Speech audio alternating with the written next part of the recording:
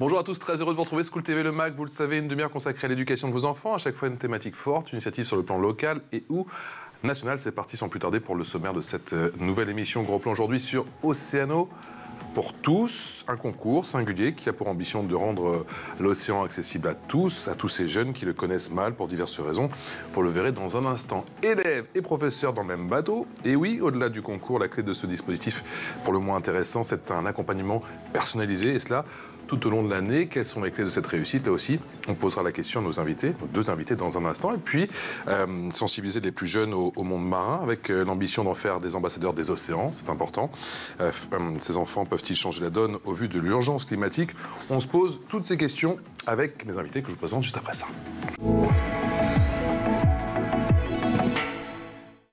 Bonjour Laurie Perrault. Bonjour. Comment allez-vous? Bien. Merci d'être venue jusqu'à nous. Merci à vous. Depuis le sud, effectivement, le très beau sud. Chef de projet Océano pour tous, depuis combien de temps? Là, depuis 8 ans au musée et depuis 3 ans sur la version du concours. Chef de projet Océano pour tous, l'Institut océanographique. Vous savez que j'allais riper. J'ai ripé, pourtant j'adore cet endroit. L'Institut, il faut toujours prendre son temps, océanographique de Monaco, qui a été construit il y a un petit moment, sur l'égide du prince Albert Ier, c'est ça? Tout à fait, oui. C'est le prince Albert Ier qui a édifié ce musée océanographique pour justement faire connaître au public, au grand public, les mystères de l'océan. C'est un incontournable de la principauté. Tout à fait. Pas seulement pour les petits. Ah, pour tout le monde. Tu sens le vécu, tu sais. Oui. Il faut que je puisse parler à les enfants. On y va. Et Iliana Roissard, bonjour Iliana. Bonjour. Merci d'être avec nous. Vous êtes professeure de... SVT. C'était la fin de l'interrogation surprise. Au collège Gisèle Alimi. C'était Aubervilliers dans le 80. 13. Vous êtes en zone RES+. Et vous avez, on peut le dire, c'est plus un secret, vous avez gagné un prix Oui. pour ce concours? Tout à fait. On a gagné avec mes élèves plutôt. Les oubliez pas, s'il vous plaît. Non, parce que ils vont pas être contents, ils nous regardent. C'est eux. C'est eux quand même. C'est un peu vous aussi, on va y venir. Qui ont construit le projet. On l'a co-construit. Ouais. Avec Laurie aussi, notamment. Et quoi, on a gagné le prix coup de cœur. Oui. Ouais, le prix coup de cœur, on va en parler effectivement dans un instant. Laurie, c'est la dernière ligne droite? On peut souffler, ça y est, c'est bientôt? Bientôt, oui. On est le 26, les 27 et 28, il y a ces rencontres Océano pour tous.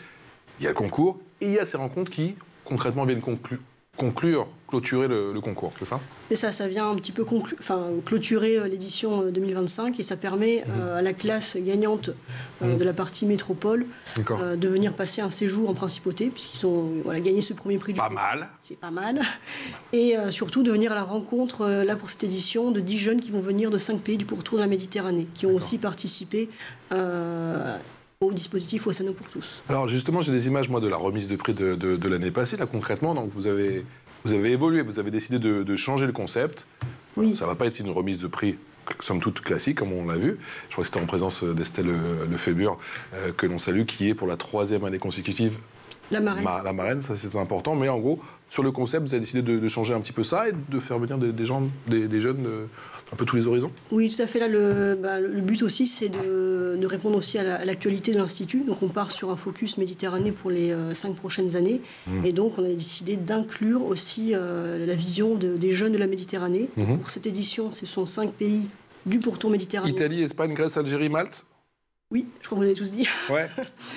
Je crois que j'étais en interro, donc j'ai répondu, t'as vu, du tac au tac. C'était rapide. Et oui, voilà, on a donc 2 élèves ambassadeurs de ces 5 classes, de ces 5 pays, qui vont venir pour participer à ces rencontres et donc échanger avec les élèves de la métropole pour montrer un petit peu leur vision de la protection de la Méditerranée, les actions qu'ils ont envie de mettre en place et passer un peu le flambeau à la prochaine génération, c'est nous pour tous. Et ce sera donc hosté, si je puis dire, ce sera donc encadré, présenté pendant ces 2 jours par Estelle Lefébure, actrice, ancienne star des podiums, bien sûr, ancienne mannequin, qui est très très engagée sur tout ce qui est protection des fonds marins. Oui, tout à fait. Ouais. Elle est marraine depuis 3 ans et elle suit les classes, les actions de terrain aussi qu'ils mènent pendant l'année scolaire. Et donc, elle sera parmi nous pour justement... Elle mouille elle aussi le maillot, quoi. Elle ne vient pas juste présenter, elle est là tout au long de l'année, elle participe activement, effectivement, à ce très beau concours. Vous avez pris vos billets? Pour Monaco. Pour les rencontres, pour Monaco. Ah non, c'est pas nous qui avons gagné malheureusement. Ah, c'est que le gagnant du coup. Ouais. Et oui. C'est vrai que vous avez eu un prix, mais c'est vrai que vous n'avez pas eu le... Mais bon, il faudra quand même y faire un tour. Qu'est-ce qui vous a pris? Je crois que vous n'étiez pas prête, effectivement, pour participer à ce très beau concours. Non. Je sens que vous êtes très heureuse, et je pense que les élèves, vos élèves qui vous regardent du côté d'Aubervilliers sont très heureux aussi. Ils s'attendaient à l'énormité, si je puis dire, de cette aventure. Oui, ils sont ravis. C'est des choses auxquelles ils n'avaient jamais touché. Donc, par exemple, la plongée, puisqu'on a passé des baptêmes de plongée. Ils ont pu passer leur niveau 1 de plongée, donc c'est des choses qu'ils ne connaissaient pas du tout. C'est-à-dire que l'océan, pour eux, c'est un monde qui leur est totalement inconnu? Pas pour tous, mais pour une partie, oui.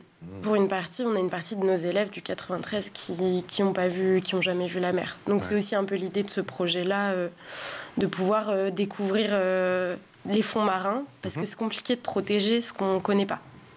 Et alors, comment vous avez eu l'idée, vous, de participer à ce concours? En fait, on a fait des recherches sur Internet et on est tombé sur le concours Océano que moi je connaissais pas du tout. Vous vouliez faire un projet, c'est ça, avec vos élèves? On voulait faire un projet justement en partant de ce constat-là, du fait que nos élèves n'ont pas forcément accès simplement aux vacances, à la mer, aux océans. Et donc, en faisant des recherches pour trouver des subventions, parce qu'il faut des subventions pour un projet, on est tombé sur Océano pour tous. Vous êtes 2 enseignants. On est 2 enseignants, oui. Charles Vautrin en EPS. Voilà. Vautrin, votre collègue d'éducation physique et sportive. C'est ça. Donc du coup, on fait un projet en co-intervention, EPS, SVT. Et c'était parfait. Au final, le résultat, ça donne ça, parce que c'est vrai qu'on va vous poser la question ensuite de quel est le format, qu'est-ce qu'ils doivent produire, qu'est-ce qu'ils doivent vous présenter, et qui est dans le jury. Mais regardez, extrait. Si on allait plonger pour découvrir ça en Méditerranée?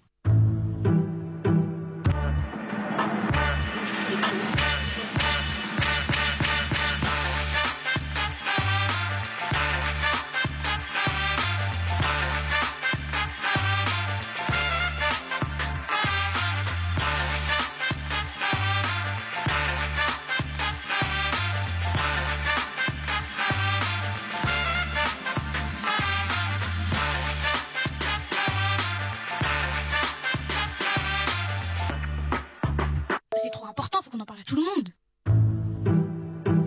C'est Selma Et Isra, Nous allons interviewer Océane, qui est médiatrice scientifique. quel geste peut-on faire pour protéger les océans? Une meilleure solution pour préserver les océans, c'est vraiment de ne plus utiliser de plastique ou le moins possible. L'impact du réchauffement climatique, il est partout finalement. Parce que comme tout ce qui agit sur l'environnement agir sur les océans, il faut savoir que l'océan, c'est le poumon de notre Terre. On pense toujours à la forêt qui est le poumon de notre Terre, mais pas du tout. C'est l'océan qui capte le plus de CO2 dans l'atmosphère, qui est le gaz principal à effet de serre. Moins on va créer d'effets de serre, et moins les océans vont être pollués, vont être acidifiés, etc. Voilà, c'est qu'un extrait, et on peut les féliciter effectivement. Prix, coup de cœur du jury pour cette saison 2024-2025. Ce qui est assez étrange, et c'est vrai qu'on en parlait hors émission, ce qui est surprenant, c'est que vous cherchiez absolument un projet en rapport avec l'environnement, qui plus est l'océan, et pourtant c'est pas trop votre truc. L'océan. Alors, si, alors la plongée. Alors, parce qu'on vous a vu mouiller le maillot là. Hein. Ouais, la plongée, c'est pas trop mon truc. Ouais. C'est plutôt le truc de mon collègue, qui est prof de PS, qui lui a des niveaux en plongée. Mais les océans, non, c'est quelque chose qui me plaît. Après, je suis pas professionnelle de ça non plus. Mais ça vous a changé aussi, parce que je vous vois faire corps limite avec vos élèves. Ah oui. C'est une relation assez spéciale qu'on construit quand on fait un projet. Ouais. On passe beaucoup de temps en dehors de la classe. Donc c'est aussi très différent. Laurie Perrault, vous avez le temps. Alors comment se passe ce système d'accompagnement? Quel est l'esprit du concours et encore une fois ce sur-mesure, cet accompagnement auquel vous participez, si j'ai bien compris, activement? Oui, alors l'accompagnement qu'on propose, nous le but c'est vraiment que entre le début de l'année scolaire et tout au long de l'année scolaire, on puisse accompagner chaque classe dans la réalisation d'un projet assez concret. Donc là on le voit bien avec le projet de cette classe. C'est souvent une vidéo essentiellement?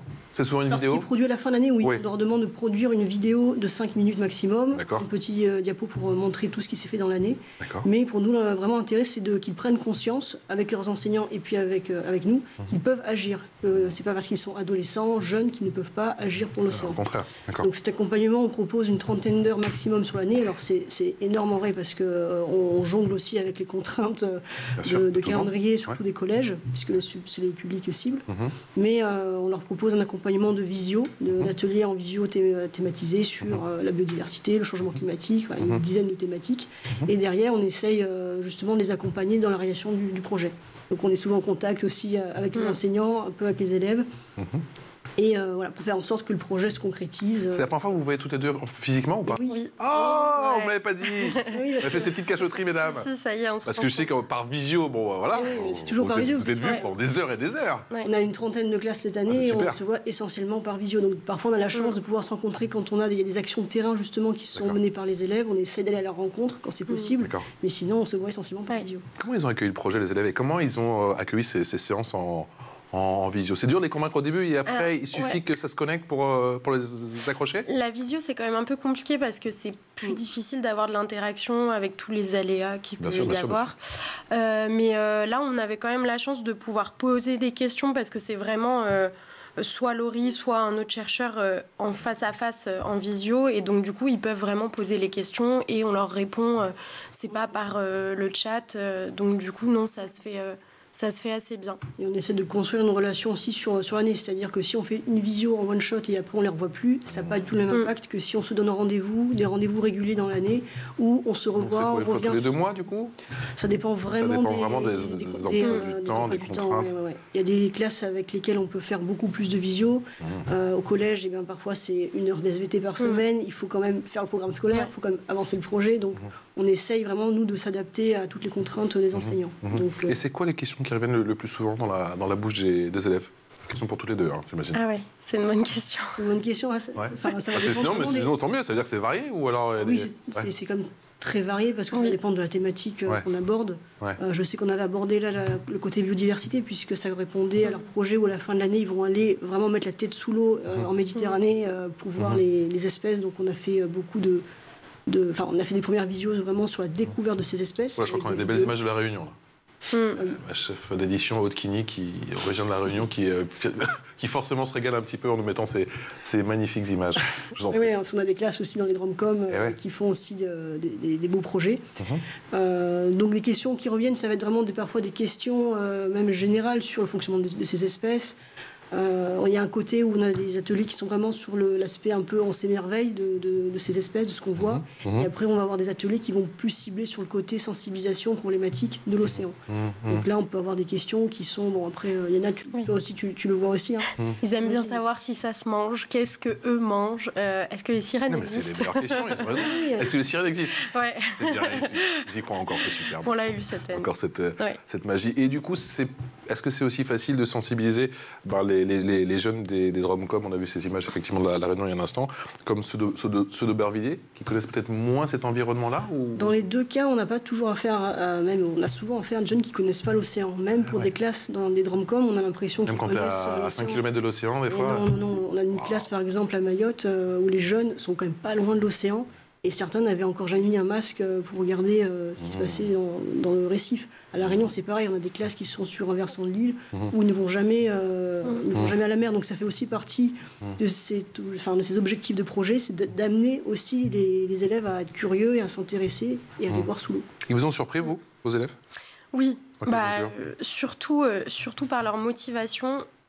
Plus en lien avec la plongée quand même, le fait de faire quelque chose de vraiment concret, c'est intéressant pour eux. Et ils sont super motivés. C'était le mercredi soir assez tard et ils sont venus à chaque fois. Enfin, ils étaient là tout le temps. Donc c'est quand même chouette. Parce que plonger quand c'est l'été, c'est sympa, machin tout, mais quand c'est l'hiver qui fait je sais pas combien, que tu dis oh là là, je vais encore plonger. Et ils étaient là tous les mercredis soirs et c'était tard, c'était de 20h45 à 22h45. D'ailleurs, j'en profite pour remercier le club de plongée d'Aubervilliers. Ah, on les embrasse. Les moniteurs qui font ça gratuitement.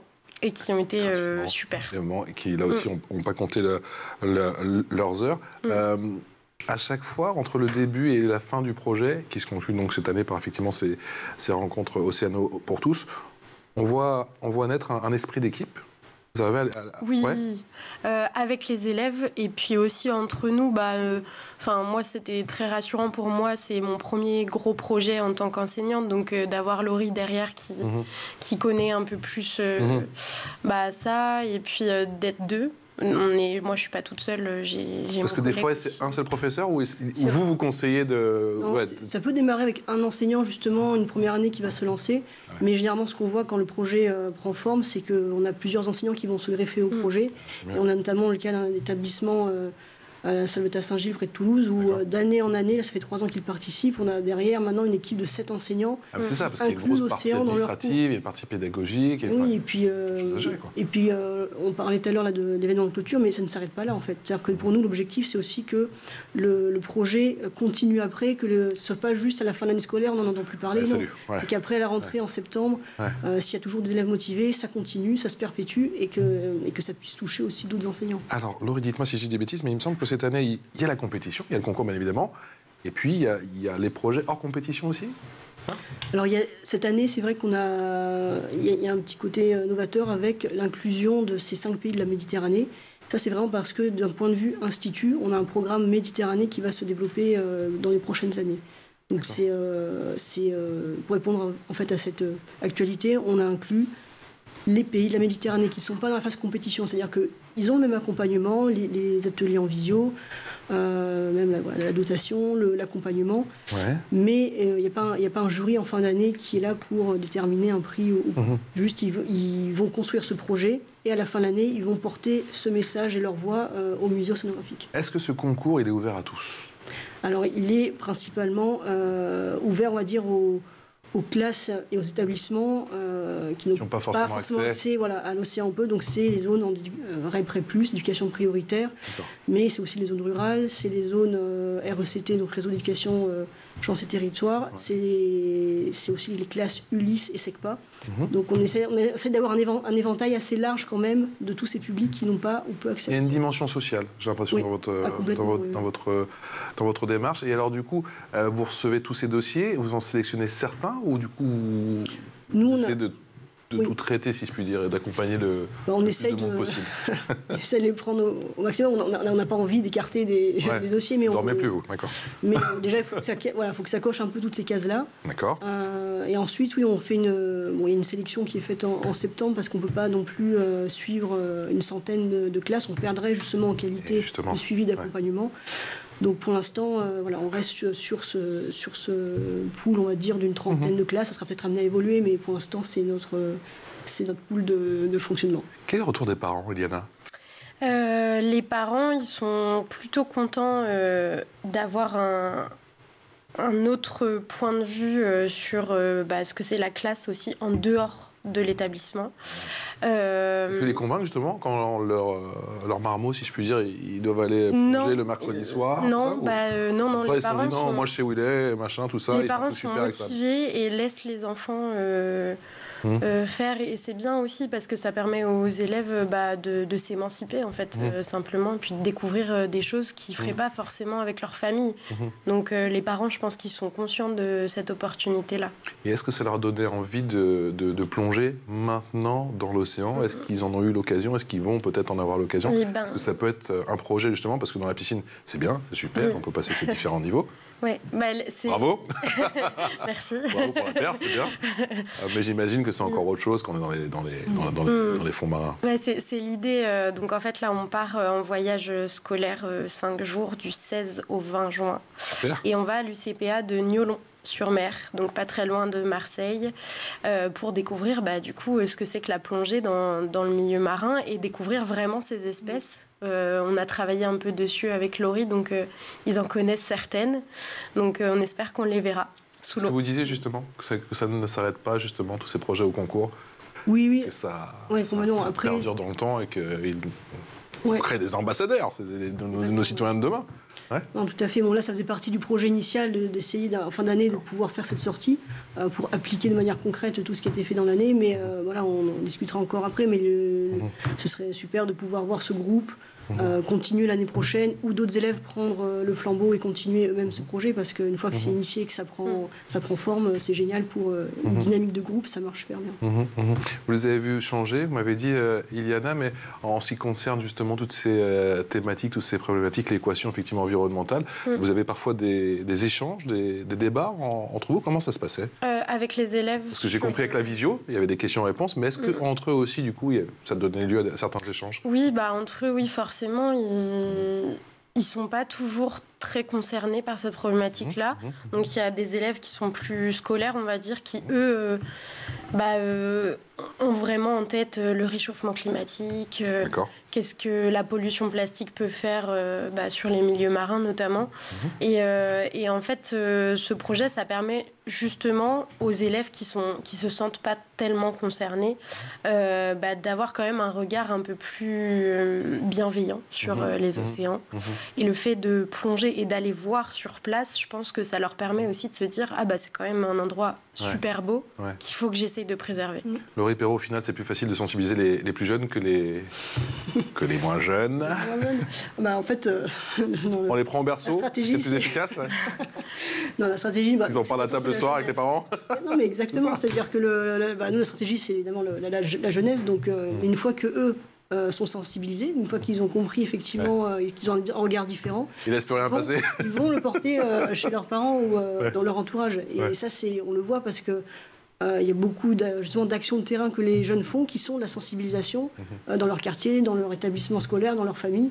Et ça, on sait que ça marche et ça continue. Est-ce qu'au début du projet, chaque année, vous devez quelque part rassurer un petit peu les professeurs, comme il y en a qui se lancent pour la première fois, qui se disent « Oh là là, je me suis lancé dans un truc peut-être pas. » Alors je sais que dans certaines écoles, ils sont 7. Nous, on est 2. Comment Oui, tout à fait. On va y arriver, mais ça va être compliqué. Non, il y a une part de... C'est pour ça, quand je parle d'accompagnement, on est beaucoup en relation avec les enseignants, notamment au tout début, parce que c'est vrai que quand on entend parler du concours Snow pour tous, on se demande dans quoi on s'engage. Et nous, on les rassure beaucoup en disant qu'on essaie d'être le plus souple possible, à la fois sur le côté accompagnement, contraintes géographiques, contraintes de calendrier. Ça peut faire peur un peu au début, mais en fait, on est rassure parce que c'est tout à fait possible. Et on sait, avec le recul maintenant, on sait que ça fonctionne et que le bénéfice gagné derrière pour les jeunes, pour les enseignants, il est colossal. Donc, on les rassure. Vous étiez 2 avec le prof, effectivement, de PS qu'on salue encore une fois. Que vous disaient vos collègues, les autres profs? Vous regardez avec des gros yeux ou ils se sont dit super, non, ça donne envie. Ça donne envie de faire d'autres projets et puis de développer un peu tout ça. C'est beaucoup de travail, donc ça peut faire peur parfois. Et en même temps, c'est vrai que Laurie l'ont très bien fait. On n'est pas tout seul quand même. Il faut... Moi, le conseil que je donnerais aux autres enseignants, c'est de pas se lancer là-dedans tout seul, de le faire à 2 ou 3, c'est rassurant. Sinon, c'est compliqué de le faire tout seul. Ça a changé le rapport que vous avez avec vos élèves? Oui, beaucoup. Oui, on passait nos mercredis soirs à la piscine, donc c'est sûr que c'est un rapport très différent. Et je pense que c'est une facette du métier qu'on connaît beaucoup moins et qui est super importante. On a aussi des élèves, d'autant plus dans le 93, je pense, qui ont besoin d'avoir un regard adulte différent de celui qu'on peut avoir quand on est en classe. Donc non, c'est une relation, on a créé une relation super avec les élèves cette année. On a parlé de la plongée, c'est peut-être sur l'aspect technique, sportif, mais concrètement, quand on est sous l'eau, ça apporte quoi? Est-ce que ça a été une véritable découverte pour certains? Je racontais tout à l'heure que les élèves sortaient de l'eau parfois et me disaient « Mais madame, c'est super, on est tout calme sous l'eau, on n'entend rien. » Pour une fois, on est tout calme, c'est bien. Oui, pour une fois. mais du coup, effectivement, je pense que c'est une activité qui permet vraiment de se détendre. Ça peut faire peur au départ. Moi, j'avais jamais fait ça, donc ça me faisait un peu peur d'aller sous l'eau, de pas savoir comment je pouvais respirer. Et en fait, c'est vrai que c'est assez apaisant. Donc, je pense que ça l'est encore plus en milieu marin, mais ça l'était déjà à la piscine. C'était une dimension importante, justement, du concours, la dimension, je veux dire, sur le plan physique, quoi. D'aller expérimenter...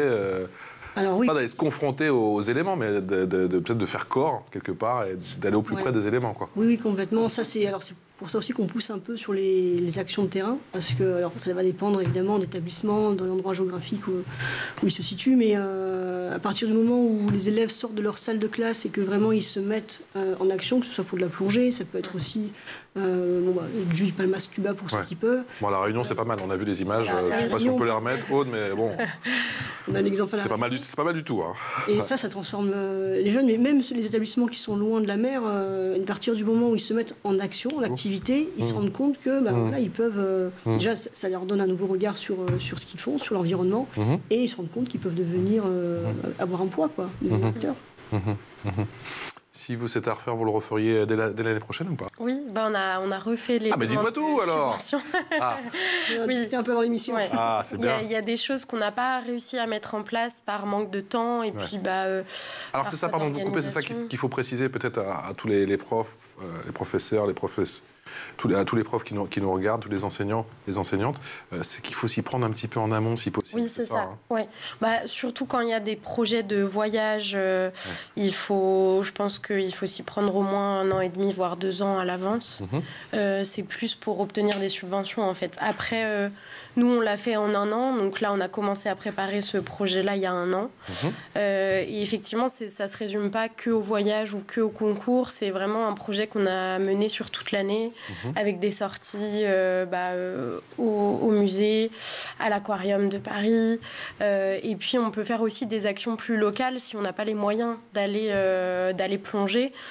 Par exemple, là, nous, les élèves ont créé des BD, des bandes dessinées à visée préventive. Et l'idée, c'est de les afficher le long du canal Saint-Denis, par exemple. Et donc, ça, c'est une action de terrain, sans avoir besoin de trop d'argent.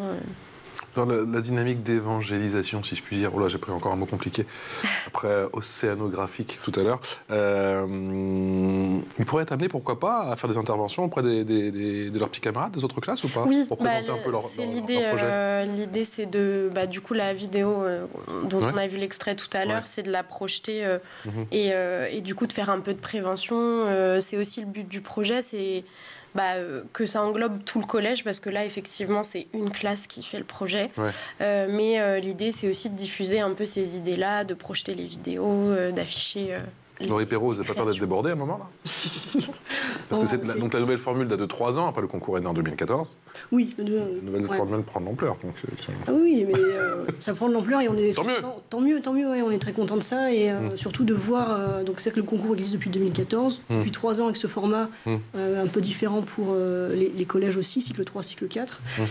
4000 élèves formés, c'est ça? Depuis 2014? Oui, depuis 2014, oui. Là, cette année, c'est 750 élèves là, qui sont concernés. Mais voilà, on est très content de l'évolution que ça prend et justement de voir aussi l'impact à long terme de ces projets qui sont menés par les enseignants. On se dit qu'on va dans la bonne direction et que ça a vraiment du sens. Alors, je pensais à ce que disait tout à l'heure, là, c'était... Non, j'ai perdu. Tu perds du fil? Ouais, j'ai perdu le fil. Mais... C'est pas grave, c'est pas grave. Est-ce qu'il y aura des nouveautés pour l'année prochaine? Vous êtes déjà en train de préparer, alors bien sûr, on rappelle, demain et après-demain, ce sont les rencontres Océano pour tous qui clôturent, si je puis dire, effectivement, ce concours cette année. On peut dire d'ailleurs le nombre de prix qu'il y a, parce que c'est vrai qu'on a parlé de votre prix coup de cœur, on n'a pas parlé des lauréats, il y a énormément de prix. Alors cette année, oui, on a 12 prix. De l'argent à la clé aussi. C'est ça, 12 prix, parce qu'il y a 2 zones, on fait vraiment le côté métropole et Dromcom. Donc il y a 6 prix dans chaque catégorie et 12 prix en tout. Donc un premier prix, on va dire principal, et après on a aussi le prix coup de cœur, des prix coup de pouce, des prix maîtrise de la thématique. Ça, c'est un peu l'aspect nouveau aussi cette année, c'est vraiment pour valoriser on va dire la diversité des projets qui sont menés. Parce que c'est vrai que c'est un peu dur à rendre là en quelques minutes, mais il y a des projets qui sont très très diversifiés, et c'est ce qui fait aussi la richesse de Océano pour tous.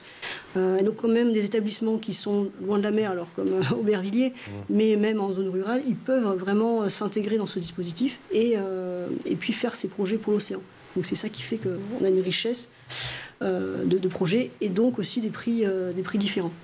Donc pour l'année prochaine, on va... Alors l'année n'est pas encore terminée. C'est précisé. Voilà, mais je sais que vu l'immensité du projet, on est obligé de faire...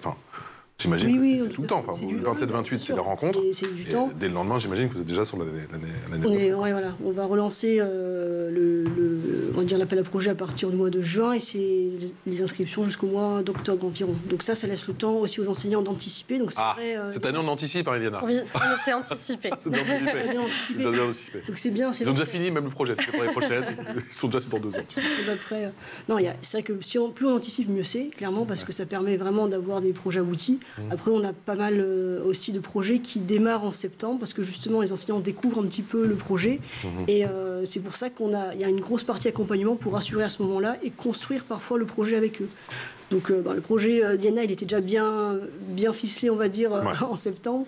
Mais on a d'autres établissements qui ne sont pas forcément au même stade de maturation. Mais ce n'est pas grave parce que justement, ça peut permettre de réfléchir ensemble à ça. Ça sent le niveau 2 pour la plongée l'année prochaine, je sens. Après le niveau 1, en plongée, ça sent le niveau 2 pour vous, ma chère Iliana. Iliana Roissard, professeure de SVT au collège Gisèle Halimi, Aubervilliers, dans le 93. On salue votre collègue. Charles Vautrin. Charles Vautrin, qui est lui professeur de PS. Un excellent travail à tous les deux. Et puis Laurie Perrault, qui est chef de projet Océano pour tous, l'Institut océanographique de Monaco. Et on embrasse Estelle Lefébure, qui est la marraine pour la 3e année consécutive. Je le répète, les rencontres Océano pour tous, ce sera demain et après-demain, les 27 et 28 mai. Et ce sera du côté de Monaco, avec vous et Estelle. Passez une excellente journée et merci d'avoir été avec nous. Ciao.